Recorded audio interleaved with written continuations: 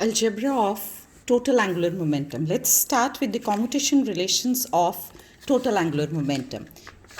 We know that Jx and Jy, they are not compatible with each other. We have already done that this is equal to iota h bar into Jz. But J square commutes with Jz or Jx or Jy or Jz. We defined ladder operators j plus minus as jx plus minus iota jy, and their commutation relations are that j square is compatible with j plus minus and j square is also compatible with jz. If j square and jz are compatible with each other, that means they will have simultaneous eigenkets. We have already done this. The simultaneous eigenket we define as AB. When J square acts on AB, we get the eigenvalue A and the ket remains AB. When Jz acts on AB, we get the eigenvalue B with the ket simultaneous eigenket AB. We have calculated the values of A and B, and they come out to be that J square acts on AB, and AB we have defined now. Already we have done it, that AB are J and M. When J square acts on Jm, we get the value J into J plus 1 H bar square, and the ket is Jm. And when Jz acts on Jm, we get the eigenvalue M H bar and the ket Jm.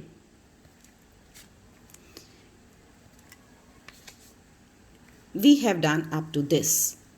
Now next aim is to calculate or to create the matrices. So matrix elements of the total angular momentum operator.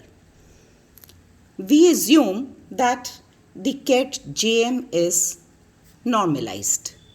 It is normalized ket. And if we say that it is normalized, that means inner product of Jm with Jm, that is Jm and J dash M dash and Jm, this will be equal to delta Jj dash and delta Mm dash. From 1, we can write down, using this 1, we can write down matrix elements of J square. Matrix element of J square will be written as J dash M dash, J square and then ket vector Jm. When J square acts on the ket Jm, we get the value bracket vector J dash M dash, then J into J plus 1 H bar square and ket Jm. This is a number, so we can take it out, J plus 1 H bar square into J dash M dash Jm. This is a delta function, so we get J plus 1 H bar square delta J dash J and delta M dash M. That means the matrix of J square will be diagonal because we have got delta function. Only the diagonal elements will exist where J will be equal to J dash and M dash will be equal to M. Next comes matrix element of J. Matrix element of J will be written as J dash M dash J Jm ket vector. So we get bracket vector J dash M dash. When J acts on Jm, from 2, equation number 2, we get M H bar and then ket Jm. As it is a number, so we can bring it out, M H bar, then J dash M dash and then Gm. This is once again a delta function, and ultimately we get mh bar delta jj dash delta mm dash. That means once again the matrix of J will be a diagonal matrix where only diagonal elements where J is equal to J dash and M is equal to M dash will exist. This once again, this is a diagonal matrix. Next is to write down the matrix element of J plus J minus or Jx, Jy, Jz. To write down the matrix of J plus, let's recall we have already done that J square. In our last article we did J square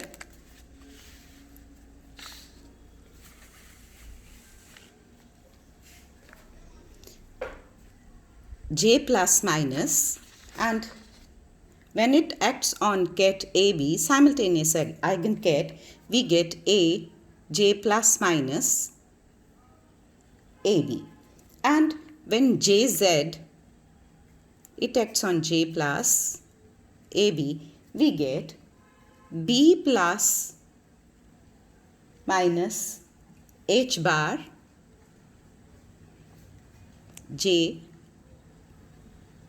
plus minus AB.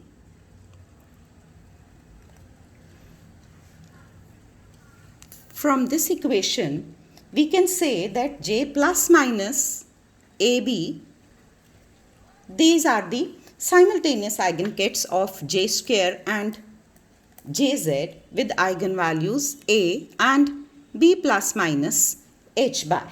These are the eigenvalues of j square and B plus minus H bar. So we can write down j plus minus AB is equal to C plus minus A B, and it will be B plus minus H bar, where C plus minus, these are normalization constants.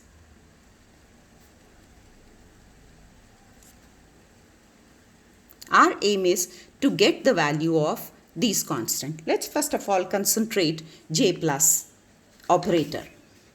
When j plus operator, now I am using j and m instead of ab.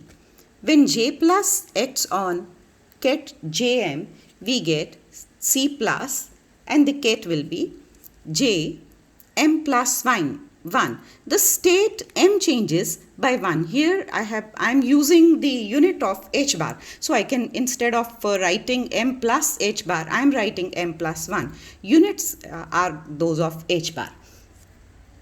This implies I change it into bracket vector j dash j m, and then instead of j plus I will have j plus adjoint. This will be equal to bracket vector j m plus 1, and instead of this number I will have complex conjugate of it. If I multiply, say it is a and b, multiply a and b, I will be getting jm, then j plus its adjoint into j plus bracket vector jm. This will be equal to bracket vector j m plus 1 c plus complex conjugate into c plus ket vector j m plus 1. J plus its adjoint can be written as j minus. It can be replaced by j minus. So we get jm j minus j plus ket vector jm will be equal to inner product of j m plus 1 with j m plus 1, and of course the number can be taken out, and here we will get c plus modulus square, as it is a number, so I bring it out. This is a delta function, and inner product, as it is same, so this will be equal to 1 only. Inner product of a ket with itself will give me 1. Here I have got j minus j plus. Let's see how we get the value of this operator j minus j plus. We know how the ket acts on jm, and the how the operator j acts on jm in terms of jz or j square. So let's convert this j plus and j minus in terms of jz and j square with the help of relation that j square is equal to jx square plus jy square plus jz square. J minus is equal to jx minus iota jy, and j plus is equal to jx plus iota jy. When we multiply the two, we get jx minus iota jy into jx plus iota jy. So you get jx square minus iota jy jx plus iota jx jy minus iota into plus iota. So we get plus jy square. This is the commutation relation of, if I bring out iota, I will get, if I bring out plus iota, so I will get jx jy minus jy jx. That is commutation relation of jx and jy, and we know commutation relation of jx and jy is iota h bar into jz. This iota h bar jz will be multiplied by this iota, and I will be getting iota square, which is minus. So I will be getting minus h bar into jz. Let's substitute this value, the whole of it, in this relation, and we get inner product, rather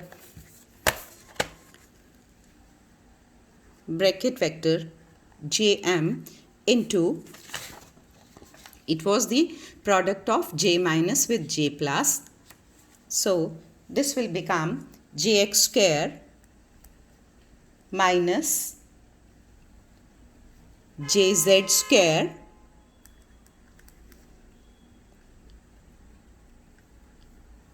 plus iota into iota h bar into jz, that is minus h bar into jz, and then ket vector jm. So let's see how it operates. We cannot write it down in terms of j square and jz. It was j square. We had jx square, and then one more term was there. It was plus jy square, and there was not jz. That is, we will be getting jx square plus jy square minus h bar into jz, jm and jm. We do not know how jx and jy they act on ket jm. So we convert it into jz. Jx square plus jy square plus jz square is equal to j square. So jx square plus jy square will be equal to j square minus jz square. We will have ket jm, then j square minus jz square minus h bar jz jm. And on right hand side we had this term, which is modulus square of c plus. When j square acts on ket j square, this operator acts on ket jm, we get the ket to be equal to j into j plus 1 h bar, and the ket is jm.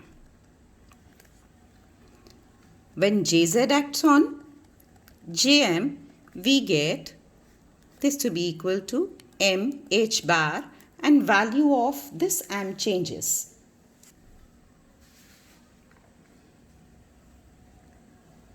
It is jm.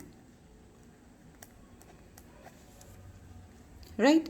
So j square acts, we get j into j plus 1 h bar jm. Jz acts on jm, we get m h bar jm. So we will have jm j square jm ket minus bracket vector jm jz square ket vector jm minus h bar bracket vector jm jz ket vector jm c plus modulus square.